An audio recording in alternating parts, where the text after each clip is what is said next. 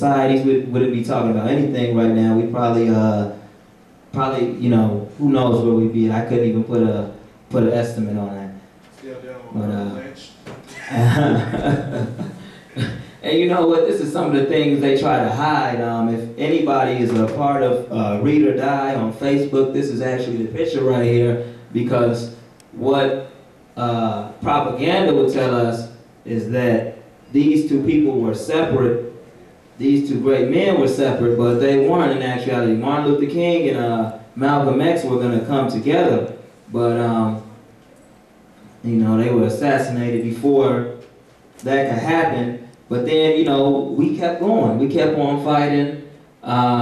You see him, this brother in the front has some anger in him, but they all are in line, unity, with the Black Panthers. It was all unity. It was all about love, what we need to this day. That's what everything is about. It's not about what secret societies, what any, the Bilderbergs, what any of them have the power to do. It's the power of one person, two people, three people getting together and making a change, making some differences right away. And this is what happened to King, you know. Hey, you know, what can you say? That's hatred and truth. When you speak the truth, that's when people when people want to start assassinating you because you speak the truth. Same thing here with Brother Malcolm. We knew it was his time though. As soon as February 14th, when he 1965, when he exposed the international power structure and said that the Great Britain and France is in cahoots with the United States, that was a profound statement, and he was ahead of his time. And so, you know, I guess we could speculate. We could probably say that it was the same powers that we've been talking about all day who was behind it, because, you know, he was endangering the establishment. And so this is the same thing with Fred Hammond, Mark Clark. This ain't no different. This ain't no different from when they was hanging us, because they smiling right there when they assassinated him. This the police. So you know, it wasn't no different. It wasn't no difference than it is today when you go out in the corner and you see a 14-year-old boy getting harassed. And when was the last time a 14-year-old boy was able to go up to the police car and knock on his window like, "What you doing here?" Because you got the right to do it. The same. So. We the people.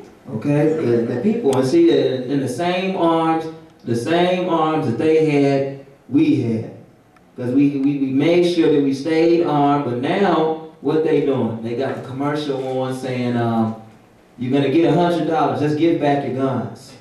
Just give them back." When they got the National Guard, when I got on a bus, I see some guy, just a regular plain guy. He's playing like he was about to go home playing.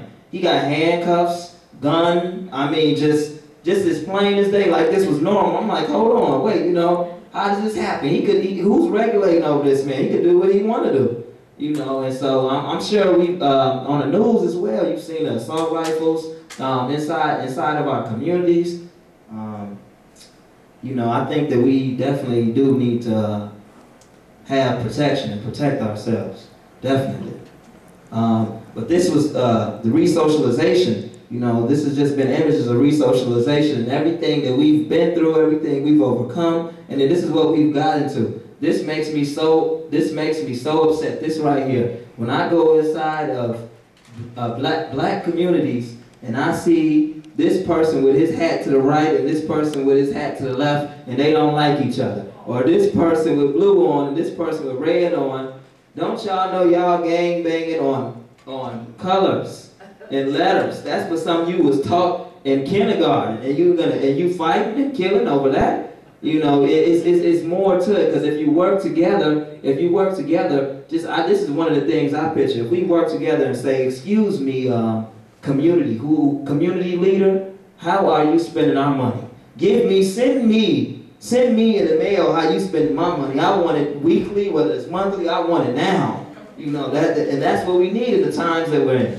And Tanu, like Black Greeks, they're kind of like the same way, like they compete, the Divine Nine, compete with each other, don't like each other, AKAs, Deltas, whatever. So I think it's like kind of the same context, like with this, to me, I Yeah, don't know. think about who started them. Yeah. The Boulets, you know. The Boulets started the Divine Nine people. And that's all Hollywood perpetuating the madness still. Yeah.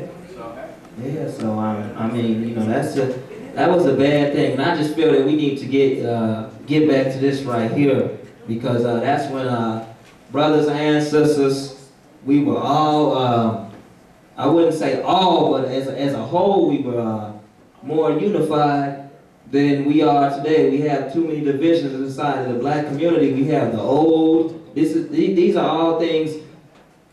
Me personally, I try to reach out to the older generation, because we need to break the gaps. They the ones with the knowledge, but you know, all the hurt, you don't know what this person's been through. I don't care if the person is homeless. I don't care if he stink or whatever. You know, he has some knowledge. You see those gray hairs, you're supposed to sit down like, hey, can I just listen real quick? Teach me something real quick. And that's the mentality that we need, not for the 18-year-olds to be teaching the 14-year-olds how to sell drugs on the corner. We don't need that. We don't need that. And I think that it takes us to stand up before these things can ever change. And this is just another image right here. What we have going on is the violence, but it's them using weapons as gangs, but it's in a negative form. We took the concept of the Black Panthers and turned it again to violence onto one another, which was just wrong.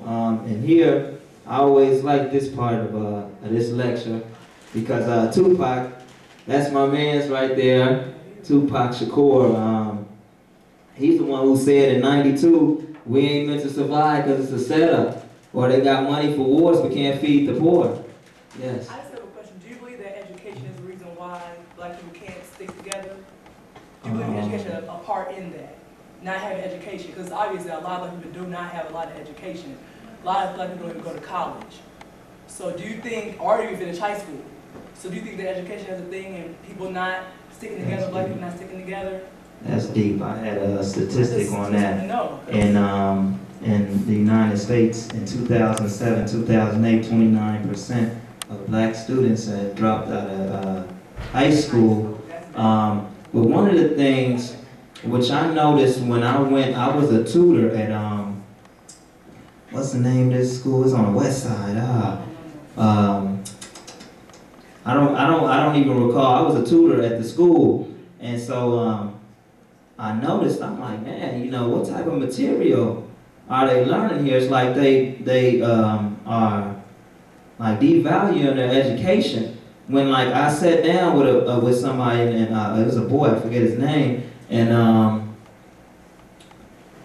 the topic was Palestine, the Palestinians versus the Israelis. And I'm like, man, do you know that this goes all the way back to biblical times? Yeah. And right there he said, what? I'm like, because they're not teaching them right. If you teach them some type of relevance to the subject matter that they're learning, then they're going to be able to gravitate towards the material. So I do think education has something to do with it. It does play a major role, but at the same time, we can never expect for our children to get this kind of knowledge that we're spreading right now. It's only so far it's going to go. So I think, you know, it's best to self-educate. Are you when we go to these schools, we're basically asking for education from a foreign entity. Yeah. So the question is, are we being educated or indoctrinated? Yes. So into a certain paradigm. So that goes with our what's that? Well, that go around. So that means we can get self-educated. So that goes Right, also exactly. back with family. Exactly. So our family Family. is too. Mm-hmm. So And both that family starts in the and home, education. though. That starts in the home. From Yeah. age Yeah. 1 to Yeah. 7 with the mom. The mom And is then the it first goes to teacher. school, then it goes to You know, college. well, yeah, I was going to get to that too. I was going to That's get all to I that asked too. you. Okay, get to it. Okay. That's all. The elder, who was actually a former Black Panther, Booker T. Coleman, he's recently changed his name to Kaba Hiawatha Kamine. He talks about, he's a curriculum writer and he's a kindergarten teacher in the public schools, but he talks about education being African-centered and culturally relevant. Yeah. And he says, he uses an acronym called GRAD-MAG, and it stands for Grammar, Rhetoric, arithmetic, dialectic, which means how you debate, Okay. mathematics, music.